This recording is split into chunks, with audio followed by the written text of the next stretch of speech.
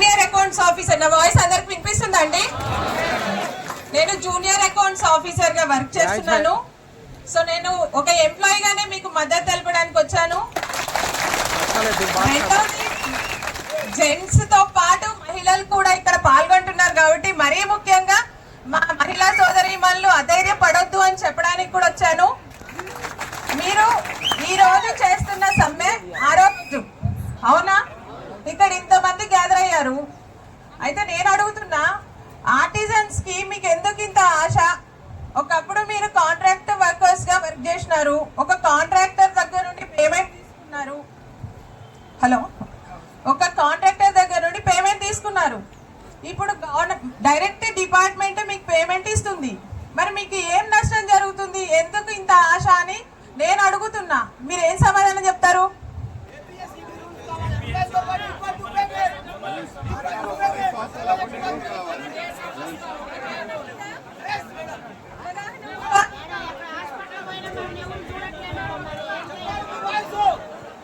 అవగాహన ఉందా? ఫోన్ తీసుకో అన్న. ఏమండి ఫోన్ తీసుకో. ఫోన్ వల్ల ఏం నష్టం జరుగుతుంది? అదే ఏం నష్టం? ఫస్ట్ మీరు అలా బయట కామెంట్ చేసే వాళ్లకు మాకు ఆశ లేదండి, మా ఆత్మగౌరవం కోసం మేము చేస్తున్న పోరాటం అని చెప్పాలి. ఓకేనా? మీ ఆత్మగౌరవం కోసం మీరు పోరాటం చేస్తున్నారు. వివక్ష ఎక్కడ గురవుతారో అక్కడ సమ్మె చేసే హక్కు ఉంటుంది. ఇది రాజ్యాంగం చెప్పింది, గుర్తుపెట్టుకోండి. మీకు టెర్మినేషన్ నోటీసులు ఇచ్చి మిమ్మల్ని భయాందోళనకు గురి చేస్తున్నారు, కానీ మీరు ఎక్కడ భయపడొద్దు. 6 రోజులు మీరు ఇంత ఓపికగా సమ్మె చేస్తున్నారు, ఇంకొంచెం ఓపికగా ముందుకు వెళ్ళండి. ఎక్కడా కూడా అహింసా మార్గంలో వెళ్ళొద్దు, ఎక్కడా కూడా నెగిటివ్ కామెంట్స్ చేయొద్దు. ఎందుకంటే మన నోటి నుండి ఏ చిన్న పొరపాటు వచ్చినా కానీ దాన్ని పట్టుకొని మనల్ని ఎట్లా ఇబ్బందులకు గురి చేద్దామా అన్న ఆలోచన ధోరణిలో ఉండే వాళ్ళు మన చుట్టే ఉంటారు. నేను అది కూడా చెప్తున్నాను. అది నాయకులు అవ్వచ్చు, ఎంప్లాయీస్ అవ్వచ్చు, ఇంకొకరు అవ్వచ్చు. ఇక్కడ మాట్లాడే ప్రతిదీ కూడా వీడియో రూపంలో బయటకు వెళ్తుంది. మనం ఏం మాట్లాడుతున్నాం, ఏం చేస్తున్నాం, వీళ్ళు మా గురించి తిడుతున్నారా, పొగుడుతున్నారా, ఇలాంటివి చాలా ఆలోచించే వాళ్ళు ఉంటారు. సరే, ఇంకా నేను మొన్న మా ఎన్పిడి సార్ వాళ్ళకి చెప్పాను మీకు జరిగే అన్యాయం ఏంటి అని. మీరు ఏపీఎస్సీబీ రూల్స్ అడుగుతున్నారు, దానివల్ల ఏం జరుగుతుంది? మీకు ఏం లాభం జరుగుతుంది? ఏం లాభం జరుగుతుంది అంటే నేను చెప్తాను. ఒక ఆర్టిజన్ కి ఈరోజు టెర్మినేషన్ నోటీస్ ఇచ్చారు. మీరు అడుగుతుంది ఏసీబీ రూల్స్ కావాలి, ఏపీఎస్సీబీ రూల్స్ కావాలి అని అడుగుతున్నారు. ఒక ఉద్యోగి ఎవరైతే మా దగ్గర సబ్ స్టేషన్ ఆపరేటర్స్ ఉంటారండి, నాకు జెన్కో మీద పెద్దగా అంటే అవగాహన లేదేమనుకోకండి. మా దగ్గర కంప్యూటర్ ఆపరేటర్స్, ఎస్ఎస్ ఆపరేటర్స్ ఉంటారు. ఎస్ఎస్ ఆపరేటర్ చేసే ఉద్యోగం equal to linemen. Sub stations లో వాళ్ళు చేసే పని లైన్మెన్ తో సమానంగా పనిచేస్తున్నారు. మా దగ్గర computer operator, senior assistant, junior assistant, JAO ఏదైతే పని చేస్తున్నారో అంత పని వాళ్ళు చేస్తున్నారు. మరి వివక్ష ఎందుకు? ఒక జూనియర్ అసిస్టెంట్, సీనియర్ అసిస్టెంట్ గా పనిచేస్తున్న వాళ్ళకి ఇస్తున్న జీతం కానీ గుర్తింపు కానీ మీకుందా? ఒక లైన్మెన్ కి ఉన్న గుర్తింపు సబ్ స్టేషన్ ఆపరేటర్స్ కదా. రెండోది, మీకు స్టాండింగ్ ఆర్డర్స్ లో కొన్ని రూల్స్ చెప్పారు, మిమ్మల్ని కూడా రెగ్యులరైజ్ చేసేసాము మేము అని చెప్పారు. ఒక ఉద్యోగి సంవత్సరానికి లీవ్ అతనికి ఎంత వస్తుంది అంటే, ఉద్యోగం చేస్తే సంవత్సరానికి 30 రోజులు ఆయన లీవ్ క్రెడిట్ అవుతుంది. మీకు ఇది అంత అవగాహన కోసం చెప్తున్నా. అంటే మీ జేఏసీ ఫామ్ అయ్యి మిమ్మల్ని ఏపీఎస్సీబీ రూల్స్ ఏదో మిమ్మల్ని రెచ్చగొట్టడానికో లేదా ఆశలు పెంచడానికో వాళ్ళు చెప్పలేదండి. మీకు జరిగే అన్యాయం పిన్ టు పిన్ చెప్తున్నా. ఎందుకంటే ఇక్కడ ఇంతమంది ఉన్నారు, రేపు ఎవరన్నా ఒక పొలిటీషియన్ ఎవరో ఒకరు వచ్చి లేదా మీ ఇంటి దగ్గర వాళ్ళే, మీ కుటుంబ సభ్యులే మీరు ఎందుకు సమ్మె చేస్తున్నారు అంటే మీరు చెప్పగలగాలి. కాబట్టి నేను అవగాహన కోసం మీకు చెప్తున్నా. ఒక ఉద్యోగి సంవత్సరం పనిచేస్తే అతనికి సంవత్సరానికి 30 క్రెడిట్ వస్తుంది లీవ్ అకౌంట్. కానీ ఒక ఆర్టిజన్ ఇప్పటివరకు మీరు ఎన్ని సంవత్సరాలు చేసి ఉంటారు? రెగ్యులరైజేషన్ పీరియడ్ కూడా తీసుకుందాం, 2017 నుంచి 2026 వరకు. అది తీసుకున్నా మీ సర్వీస్ రిజిస్టర్ ఎప్పుడైనా మీ లీవ్ అకౌంట్ చెక్ చేసుకున్నారా?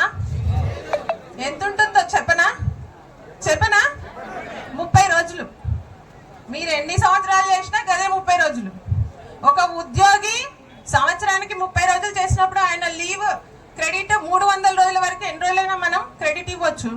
అదే ఒక ఆర్టిజన్ కి కేవలం 30 రోజులు, మీరు ఎన్ని సంవత్సరాలనే చేయండి. ఇంకో విషయం, ఈ మధ్య ఆర్టిజన్స్ ని ఐటీఐ క్వాలిఫికేషన్ ఉంటే ఫీల్డ్ మీద వాడుకోండి అని కూడా చెప్పారు. మీ జెన్కోలో ఉందో లేదా కానీ డిస్కమ్లో అయితే ఉంది ఇది. అంటే ఎంత పనైనా తీసుకుంటారు ఆర్టిజన్ నుండి, కానీ భద్రత మాత్రం కల్పించారు. గత గవర్నమెంట్ చేసిందని ఇప్పటి గవర్నమెంట్ ఇప్పటి వాళ్ళు చేస్తున్నారని వాళ్ళు వచ్చి మనల్ని ఎవ్వరు మభ్యపెట్టాల్సిన పని లేదు. మనకు ఏం అన్యాయం జరిగింది అనేది మనకు ఒక స్పష్టమైన అవగాహన ఉండాలి. సరే, గత ప్రభుత్వం అన్యాయం చేసి ఉండొచ్చు, మరి ఇప్పుడు సవరించబడాలి కదా అన్యాయం. మీకు కొంతమంది నాయకులు వచ్చి మేము కరెక్ట్ చేసాం, వాళ్ళు కరెక్ట్ చేయలేదు, లేదా అది కరెక్ట్ వాళ్ళు తప్పు అని చెప్తున్నారు. దయచేసి దీన్ని పొలిటికల్ రంగు పూయకుండా మన డిపార్ట్మెంట్ జేఏసీ ద్వారా మీరు పోరాటం చేయండి. ఇదొకటి నా విజ్ఞప్తి. పొలిటికల్ గా వెళ్తే మనకు న్యాయం జరగదు. అదేదో మనమే అడుగుదాం. మన జేఏసీ నాయకులే గవర్నమెంట్ దగ్గరికి వెళ్తారు. ఓటేసింది మనమే కదా, గెలిపించుకుంది కూడా మనమే, అవునా? ఇకపోతే రెండోది, మీరు రిటైర్ అయ్యాక మనకు క్రెడిట్ ఈ మెడికల్ రియంబర్స్మెంట్ ఉందా? మరి ఈ సంవత్సరం నమ్ముకొని ఒక్కొక్కరు 9 సంవత్సరాలు అని మీరు చెప్పారు, కానీ రెగ్యులరైజేషన్ పీరియడ్. బట్ 20 సంవత్సరాలు 30 సంవత్సరాల నుండి వర్క్ చేసిన వాళ్ళు కూడా ఉన్నారు ఈ డిపార్ట్మెంట్ లో, అవునా? మరి వాళ్ళకి ఏమన్నా భద్రత ఉందా? ఆరోగ్య భద్రత ఉందా? పని చేస్తున్నాం, ఆరోగ్యం పాడు చేసుకుంటున్నాం, కానీ మనకు మెడికల్ ఫెసిలిటీస్ అనేవి కూడా ఆర్టిజన్స్ కి లేవు. రేపేదన్నా కష్టం వస్తే ఇందులో ఉన్నంతసేపే క్రెడిట్ కార్డ్, తర్వాత no credit card, no reimbursement, అవునా? Right, okay. ఇంకొకటి, గ్రేడ్స్ ఉన్నాయి మీకు.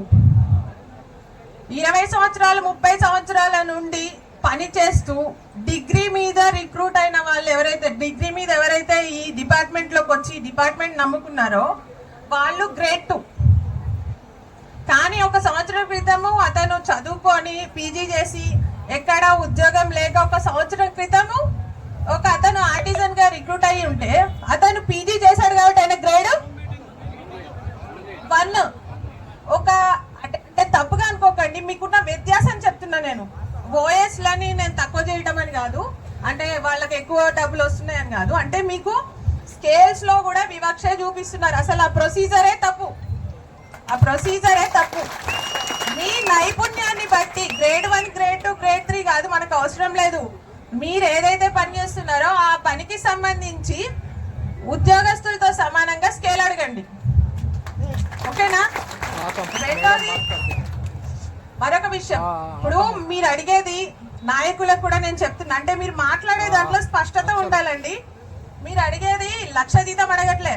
లైన్ మ్యాన్ 1,00,000 తీసుకుంటాడు, మాకు కూడా 1,00,000 ఇవ్వండి. సీనియర్ అసిస్టెంట్ 1,50,000 తీసుకుంటుంది, మాకు కూడా 1,50,000 ఇవ్వండి అని మీరు అడగట్లేదు. ఉద్యోగ భద్రత, వేతన సవరింపు, గుర్తింపు, ఇది మాత్రమే అడుగుతున్నారు. మీరు అడిగే దాంట్లో ఎక్కడా కూడా అన్యాయంగా అడిగేది, అత్యాశకు పోయేది ఏమీ లేదు. కేవలం మమ్మల్ని గుర్తించండి అని మాత్రమే అడుగుతున్నారు.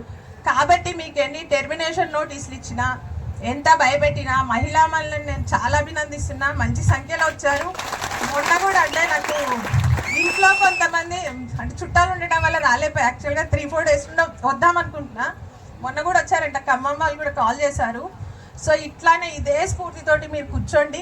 ఎవరు ఎన్ని రకాలుగా భయపెట్టినా ఇండస్ట్రియల్ డిస్ప్యూట్ యాక్ట్ అనేది ఒకటి ఉంది, వాళ్ళకి తెలుసు. మిమ్మల్ని ఏమి టెర్మినేట్ చేయలేరు, గుర్తుపెట్టుకోండి.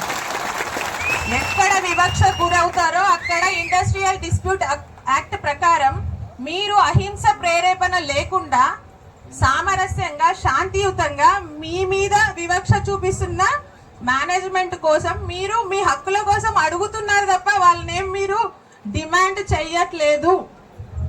మనకు రావాల్సింది ఇవ్వమని అడుగుతున్నాం. ఫస్ట్ అసలు మెలికబెట్టింది ఎవరు? మనకి వాళ్ళే కదా. పిలిచారు పండక్కి, 2 అల్లుళ్ళని పిలిచారు. ఒక అల్లుడికి పట్టుబట్టలు పెట్టి ఇంకోటి లుంగి పనిని పెట్టి సర్దుకుంటారా? మీకు చేసింది కూడా అదే, మీకు జరిగింది కూడా అదే. ఫస్ట్ రెగ్యులరైజేషన్ అని ఒక సినిమా చూపించారు. అందరు ఆర్టిజన్లు అయ్యో నిజమే, మేము కూడా నార్మల్ ఉద్యోగస్తులాగే మేము కూడా వెళ్ళిపోతున్నాం అనుకున్నారు. కానీ అక్కడ వెళ్ళాక లుంగి పని చేతిలో పెట్టి బట్టలు పెట్టినాం పో అన్నారు. మీకు ఇన్ని 9 సంవత్సరాల నికాల్తాం, తర్వాత వీడియో నికాల్తాం. అయ్యో వాళ్ళకి పట్టుబట్టలు ఉన్నాయి, మాకు లుంగి బాని ఇచ్చిరేదని ఇప్పుడు గుర్తుకు ఆజా, వచ్చింది. ఆజా. రాములకు బిజా. అంటే నేను సామాన్యమైన భాషలో చెప్తున్నా, మీరు వేరే రకంగా అర్థం చేసుకోకండి. పూర్ణిమ మీకు హై. జరిగేది నేను నా తోటి ఎంప్లాయీస్ తో ఓయ్ తుమార్ కన కాతా హై రాములు, గాడి లేకో. నార్మల్ గా నేను ఎక్కడ కూర్చున్నా, నాతో నలుగురు కూర్చున్నా, నేను మరి ఇదే వీడియో డిస్కషన్ నికాల్తాం చేస్తా. నాకు మొన్న ఒక కాల్ వచ్చింది, మీరు ఎందుకు సమర్థిస్తారా వాళ్ళని అంటే ఖచ్చితంగా సమర్థిస్తా. నై, ఎందుకంటే చూస్తున్నా నేను ఉత్తరవనాలు నేను కాదు, చూస్తున్నా వాళ్ళ నాకు కష్టం. పూరా నాతో పనిచేసే అమ్మాయి ఖమ్మంలో ఆటేలో. ఈరోజు ఉంటుంది. ఆ అమ్మాయి ఇప్పటికి 30-40 నాకంటే సీనియర్ ఆ అమ్మాయి. నేను డిపార్ట్మెంట్ లో 2002లో వచ్చాను, అంతకంటే ముందు ఉండే ఆ అమ్మాయి ఉంది. అట్లా ఇక్కడ ఉండే వాళ్ళు చాలా మంది ఉండొచ్చు నాకంటే ముందు వచ్చాం. ఈ రోజు నా జీతం 150,000, మరి ఆర్టిజన్ల జీతం ఇది అన్యాయమే కదా. మరి దానికోసమే కదా మనం ఇక్కడ సమ్మె చేస్తున్నాం. రెండోది, మనము న్యాయం కోసం చేసే పోరాటం అనేది లేట్ అవ్వచ్చు, ఫలితాలు ఎప్పుడు స్వీట్ గా ఉంటాయి, తీయగా ఉంటాయి. కాబట్టి మీరేమి అత్యాశ అన్యాయంగా అడగట్లేదు, మీరు న్యాయంగా అడుగుతున్నారు. మరీ ముఖ్యంగా నేను ప్రతి టాపిక్ తర్వాత మీకు అదే గుర్తు చేస్తున్నా, మళ్ళీ చెప్తున్నా, ఓపికతో సహనంతో ధైర్యంగా ముందుకు వెళ్ళండి. తప్పకుండా మీకు ఏపీఎస్సిబి రూల్స్ వర్తిస్తాయి. ఓకేనా? ఇంకేమైనా చెప్పదలుచుకుంటారా? చెప్పండి. పాపం వీళ్ళందరూ హలో పాపం వీళ్ళందరూ మేడం మీరు చెప్పే నెంబరు ఉదయం 6 నుంచి ఎంగేజ్ అయ్యి ఇక్కడికి వచ్చి ఇదే నీడలో కూర్చోబట్టి ఇది 6వ రోజు. అందుకంటే ముందు రోజు కూడా మేము వరంగల్ వెళ్ళొచ్చాం. వాళ్ళ పరిస్థితి ఏంటంటే అదిగో పులి అంటే ఇదిగో తోక అని చెప్పనేసి భయోందాలకు లోన్ చేసి గంటకి మీరు ఇటురండి, మీరు అటుపోండి, మీరు అటుపోండి అని చెప్పనంటే చిన్నపిల్లలు కష్టపడుతున్నారు, వాళ్ళు నమ్ముదామని చెప్పనేసి మా మీద నమ్మకంతో ఉన్నారు. కానీ కొన్ని విషయాలు మేము చెప్తుంటే వాళ్ళకి సందేహాలు వస్తున్నాయి. అవి ఏంటంటే వీళ్ళకి ప్రతిఫలాలు జరగడం కోసం, వీళ్ళకి మంచి జరగడం కోసం మమ్మల్ని వాడుకుంటున్నారేమో అన్న భయం వాళ్ళలో ఉంది. దానికి కారణం కూడా చెప్తా నేను. కొంత వీళ్ళంటే చదువుకున్న వాళ్ళు గ్రేడ్ 2 గ్రేడ్ 1 వాళ్ళకు ఉంటుంది, మాకేం చదువు లేదు, మేము గ్రేడ్ 4లో ఉన్నాం, మహా అయితే గ్రేడ్ 3లో ఉన్నాం, ఏమన్నా పర్మనెంట్ అయిపోతే వాళ్ళు బాగుపడతారు కానీ మాకేమైద్ది అని చెప్పనేసి కొంతమంది పుకార్లు పుట్టించడం మొదటి సమస్య అయితే, రెండోది ఏంటంటే వీళ్ళు సంస్థలో ఉన్న వాళ్ళే కాబట్టి వీళ్ళు ఏదైనా చేయగలరు, వీళ్ళు ఏమైనా చెప్తారు, మనకు అన్యాయం చేస్తారు అని చెప్పనేసి వాళ్ళు పూర్తిగా నమ్ముతున్నారు. మీ అందరికీ చెప్తున్న మహాతల్లారా, నాకు ఇక్కడ నిల్చున్న ఈ దేవత ఎవరో నాకైతే తెలియదు, నేను ఇవాళ చూడటమే, అది కూడా రేణుకమ్మ సంతకంలో చూసా. నిజంగా తల్లి మరి నాకేమెవరో కూడా తెలియదు. కాకపోతే రేపు ఈ సమ్మెకి సంబంధించి ఏదన్నా ఒక మిరాకిల్ జరిగితేనే మన జీవితాలు బాగుపడతాయని చెప్పి భగవంతుడికి దండం పెట్టుకుంటూ రాత్రంతా మెలుకొని ఉంటే 2 మిరాకిల్స్ జరిగినాయి. మొట్టమొదటిది రేణుకమ్మ మన దగ్గరకు రావడం, మన సమ్మెకి ఆమె లీడ్ తీసుకోవడం అయితే, రెండో మిరాకిల్ ఈ దేవత ఈ వచ్చి మన తప్పున వాళ్ళకి వకాలత పుచ్చుకొని మనకు విషయాలు చెప్తుంది. ఇప్పుడు నేను వెళ్ళవచ్చిన ఈ సమస్యని అంటే ఈ సందేహాన్ని మీ తరపున మేడంకి చెప్తున్నా, ఆ మేడమే మీకు నివృత్తి చేస్తారు. ఒకసారి ఆలోచించండి, దయచేసి పూర్తిగా వినండి. ఇందులో మీకోసం మాత్రమే పోరాటం జరుగుతుంది. ఇందులో ఎవ్వరికి ఎలాంటి ఫలాపేక్ష లేదు, నాయకులకు ఎలాంటి ఫలాపేక్ష లేదు. నమ్మండి.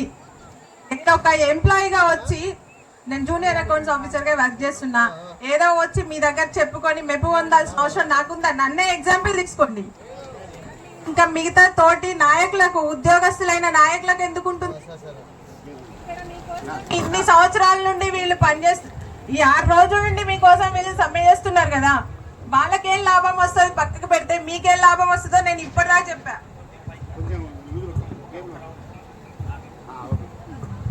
మీకేం జరుగుతుందో నేను చెప్పాను. ఇంకా మీకేమైనా అనుమానాలు ఉన్నాయా?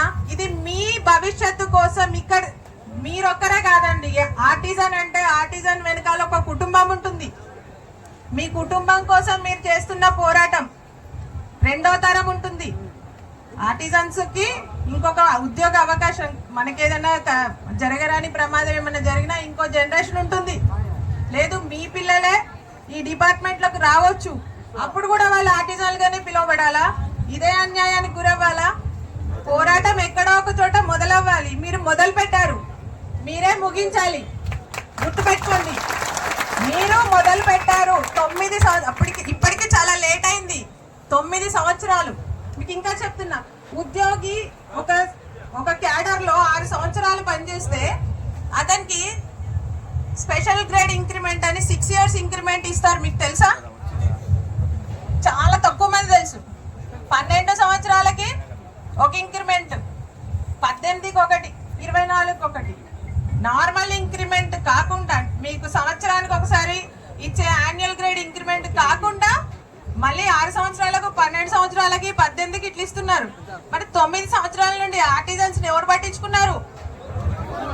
గదే ఇంక్రిమెంట్ స్కేల్లో ఇంక్రిమెంట్ ఎంత ఉందండి? ఆ ఇంక్రిమెంట్ రేట్తో నేను బజార్కి వెళ్తే సరైన సామాన్లు కూడా రావు. పూలే మూర పూలు 100 రూపాయలు ఉంటాయి. అవునా? అంటే నేను పూల గురించి ఎందుకు చెప్పానంటే నాకు దేవుడి భక్తి ఎక్కువ కాబట్టి చెప్తాను. నేను రోజు కొంటా సాయంత్రము. మూర పూలే వాడికి డిమాండెడ్గా చెప్తుంటాడు. మరి మీకు ఇచ్చే ఇంక్రిమెంట్ రేట్ ఎంత? మీరు ఆలోచించండి. రెండోది, ఈ పాల్వంచ ఉద్యమాల గడ్డ అని పేరు పడింది. అవునా కదా? మరి వేరే వాళ్ళు వచ్చి మనకు స్ఫూర్తిని ఇవ్వాలా? మనం పుట్టిందే ఈ గడ్డ మీద. తెలంగాణ సాధించుకున్నాం. ఎన్ని సంవత్సరాలు పట్టింది? అయినా వచ్చిందా? దాన్నే స్ఫూర్తిగా గుర్తుపెట్టుకోండి. ఎవరో ఏదో మిమ్మల్ని భయాందోళనలకు గురి చేస్తే మీరు భయపడొద్దు. మీరు చేసే సమ్మెకు మిమ్మల్ని టెర్మినేషన్ చేసే అధికారం మేనేజ్మెంట్కి లేదు. గుర్తుపెట్టుకోండి. అక్కడేదో జరిగిపోతుంది, ఇక్కడేదో జరుగుతుంది, మనం తొందరగా వెళ్ళాలి ఉద్యోగాలకు అని మిమ్మల్ని ప్రొవోకేట్ చేసే వాళ్ళు కూడా ఉంటారు. వాళ్ళని గుర్తించండి. వీళ్ళు ఎందుకోసం చెప్తున్నారు? మా మంచి కోసం చెప్తున్నారా? మంచి చెడు అవగాహన అయితే మనకు ఉంది కదా, ఉంది కదా. అమ్మ వీళ్ళని కొట్టండి అంటే వచ్చేసి కొట్టేస్తారా? ఏం జరిగింది ఏంటి అనేది అయితే అడుగుతాం కదా, వివరం అడుగుతాం కదా. ఎగ్జాక్ట్లీ మిమ్మల్ని ఎవరైనా ఫోన్ చేసి మీకు ఉద్యోగం తీసేస్తారు, నడవండి నడవండి నడవండి అంటే ఎందుకు తీసేస్తారు? ఎందుకు తీసేస్తారు?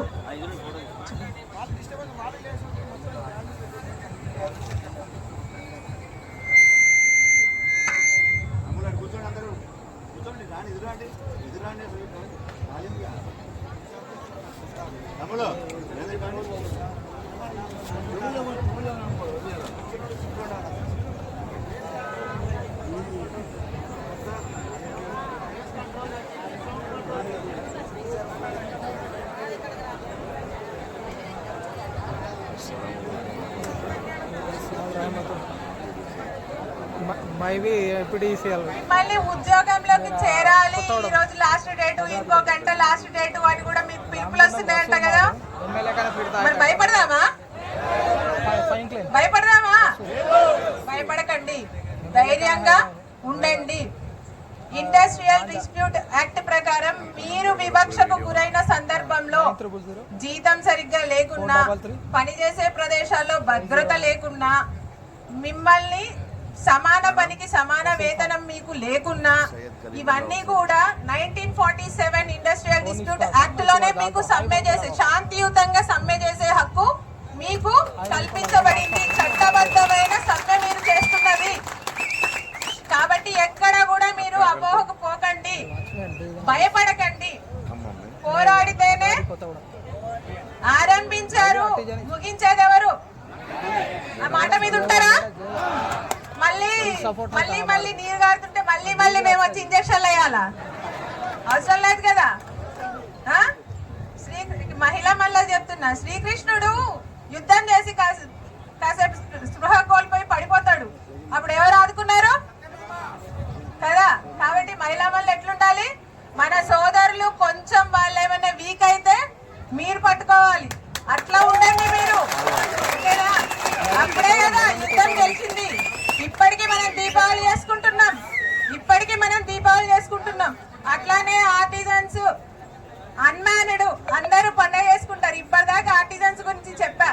మీకు కొత్త గొప్ప లుంగి పనిని ఇచ్చారు, వీళ్ళకైతే అసలు ఏమీ లేదు. షాపింగ్ తర్వాత చేస్తాయి, నేను తీసుకురాలేదబ్బా మీరు వెళ్ళిపోండి అన్నారు. అసలు అన్మ్యారీడ్ అనేటోడు అల్లుడు ఉన్నాడు అన్న విషయం కూడా ఎవరికి గుర్తులేదు. అవునా? చనిపోతున్నారు పాపం వాళ్ళు. వాళ్ళ కష్టమైతే మా డిస్కంలో నేను చూస్తున్నానండి, ఇవన్నీ మేనేజ్మెంట్కి తెలియనివేం కాదు. మళ్ళీ ఇక్కడ సందర్భం ఇంతమంది గ్యాదర్ అయ్యారు కాబట్టి మీ అందరికీ ఒకరి బాధలు ఒకరు తెలిస్తేనే కదా పంచుకునేది. అందుకే చెప్తున్నా, అన్మ్యానుడ్లో యాక్సిడెంట్లు అయి చనిపోయినా ఇప్పటికీ కూడా ఒక అన్మ్యానుడ్ చనిపోతే అతని భార్య కుటుంబం రోడ్డు మీద పడి జీవిమాల్లో పనిచేస్తున్నారు. అలాంటి వాళ్ళని కూడా నేను చూసా. వాళ్ళు లేకపోతే, మా డిపార్ట్మెంట్లో అన్మ్యానుడ్ అనే వ్యక్తి లేకపోతే, పీస్ వర్కర్స్ అనే వాళ్ళు లేకపోతే అసలు ఒక్క రోజు కూడా గడవదు. ఈ అబ్బాయి ప్రతాప్ అన్మ్యానుడ్, కానీ మా ఏరియా బాబుగం కొత్తగూడెంకి వస్తే ప్రతాప్ లైన్మెన్. ఎందుకు లైన్మెన్ అయ్యాడు? ఆయన చేసే పనిని బట్టి మా ఏరియా వాళ్ళు గుర్తించారు, కానీ మేనేజ్మెంట్ మాత్రం గుర్తించలేకపోతుంది. కాబట్టి అన్మ్యానుడ్ వెనకాల కూడా ఇక్కడ నిజమే అండి, మీరు మంచి టాపిక్ చెప్పారు. మాట్లాడిన ప్రతిసారి శ్రీను గారి వీడియో చూసాను నేను స్టేటస్లో. ఆర్టిజన్స్ గురించి మాట్లాడినప్పుడు అన్మ్యానుడ్ గురించి కూడా మాట్లాడండి అని చెప్పి అందరిని అడుగుతున్నారు. వాస్తవమే అండి, అన్మ్యానుడ్ లేకపోతే ఈరోజు ఫీల్డ్ మీద ఒక్క పని కూడా జరగదు. అలాంటి అన్మ్యానుడ్కి అయితే అసలు భద్రతే లేదు. మరి 8,000 12,000 ఇప్పుడు అది కూడా కొంత ఉంటాయి. మళ్ళీ దాంట్లో బ్యాక్ ఫీడింగ్ పేపర్ కట్స్ల కింద కొంత పోతుంది, అది కూడా తెలుసు. ఏదన్నా ఉంటే వాళ్ళు ఏదో ఫీల్డ్ మీద డిపార్ట్మెంట్ని ఎక్కడో పని లేక, షాపులలో పని చేయలేక మన దగ్గర పని చేస్తున్నారు అన్నట్టు చిన్న చూపు చూస్తున్నారు. కానీ వాస్తవంగా ఒక అన్మ్యానుడ్ లేకపోతే ఈ డిపార్ట్మెంట్ ఆర్టిజన్స్ లో సబ్స్టేషన్ ఆపరేటర్స్ లేకపోతే కూడా ఈ డిపార్ట్మెంట్ ముందుకు వెళ్ళలేదు. అంత శక్తి ఎక్కడుంది? మీ దగ్గరే ఉంది. అవునా? అంతే కదా? చల్లబట్టారు అందరు, మళ్ళీ సైలెంట్ అయిపోతున్నారు. రైట్. సబ్స్టేషన్ ఆపరేటర్స్ ఉద్దేశించి ఒక మాట, ఇంకో మాట చెప్తున్నా, మీరు గుర్తుపెట్టుకోండి. సబ్స్టేషన్స్ ఇప్పటివరకు ఈ 9 సంవత్సరాలలో ఎన్ని కట్టుంటారు? గవర్నమెంట్ మారిన ప్రతిసారి సబ్స్టేషన్స్ కడుతూనే ఉన్నారు, కానీ అక్కడ ఆపరేటర్స్ వస్తున్నారా? ఒక్క ఆపరేటరు 3 రోజులు 4 రోజులు అక్కడ పడిగాపులు కాసి పనిచేసి ఒక్క రోజు రెస్ట్ తీసుకుంటున్నాడు.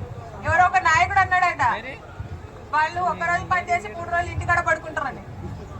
వాళ్ళకి చెప్పండి. ఇప్పుడు చెప్తున్నా నేను, వాళ్ళు 3 రోజులు ఒక్క రోజు పనిచేసి 3 రోజులు ఇంటికాడ పండే రోజులు ఆ రోజులు, ఆ సోకాళ్ళు లీడర్స్ మాట్లాడిన రోజులు అవి. ఇప్పుడు అట్లా లేదు. వాళ్ళు భార్యల్ని పిల్లల్ని త్యాగం చేసి, ఒక్కరోజు మన ఇంట్లో మన భర్త లేకపోయినా భార్య లేకపోయినా మనకు కొన్ని కుటుంబ పరంగా కొన్ని బాధ్యతలు ఉంటాయి. అవి నిర్వర్తించలేక పిల్లలకు ఆరోగ్యం బాగాలేకపోయినా భార్యకి ఏదో సర్ది చెప్పుకొని సబ్స్టేషన్ ఆపరేటర్స్ ఉద్యోగాలకు వస్తున్నారు. మా దగ్గరనే చూస్తున్నా నేను. అశ్వరాపేట సబ్ డివిజన్ అయితే మరీ ఘోరం. నేను వింటున్నాను కదా, నేను చూసా కదా, ప్రత్యక్ష సాక్షి నేనే. పాపం వాళ్ళు ఒక్కొక్క సబ్స్టేషన్ లో ఒక్కళ్ళు ఇద్దరు ఒక్క రోజు 3 రోజులు పని చేస్తారు, ఒక్క రోజు ఇంటికి పోయి వస్తారు. ఇప్పటికీ కూడా సబ్స్టేషన్లు కడుతున్నారు, కానీ స్టాఫ్ ని రిక్రూట్ చేసుకోవట్లేదు. ఇన్ని అవసరాలు మీతో ఉన్నప్పుడు మరి మీకు ఏపీఎస్సీబీ జీతం ఏం పెంచమనట్లేదు. మనం కేవలం ఉద్యోగ భద్రత మాత్రమే అడుగుతున్నాం. ఆ ఉద్యోగ భద్రతలో మన గౌరవాన్ని పొందాలి అనుకుంటున్నాం. మీరు చేసే సమ్మె దేనికోసం? గౌరవం కోసం, న్యాయమైనది.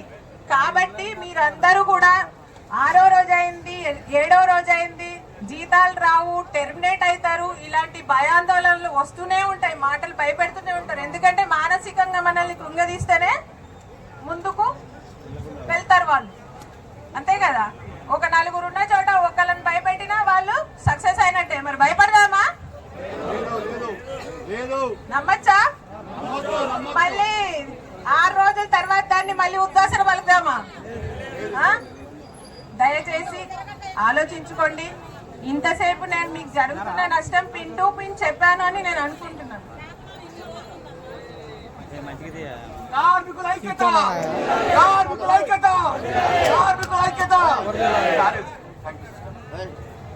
సో ప్రతిదీ పిన్ టు పిన్ మీరు గుర్తు పెట్టుకొని ఇంటికి వెళ్ళాక మీకు ఫోన్ వచ్చినప్పుడు మీ ఉద్యోగానికి అభద్రత ఉంది, టెర్మినేషన్ చేస్తున్నారు అన్నప్పుడు ఏం చేయాలి? ఇప్పుడు మేడం చెప్పిన మాటలను ఒక్కసారి గుర్తు చేసుకోండి. మీ ఇప్పుడు ఈ రోజు కోసం ఆలోచించకండి. రేపు భవిష్యత్తులో మీరు పొందబోయే ఫలితాల గురించి, ఆ ఫలితాలు మీ కుటుంబానికి దక్కుతాయి అన్న విషయాన్ని కూడా గుర్తుపెట్టుకొని ఈ సమ్మెను శాంతియుతంగా కంటిన్యూ చేయండి. ఈరోజు ఏదో చర్చలు జరుగుతాయని వింటున్నాను.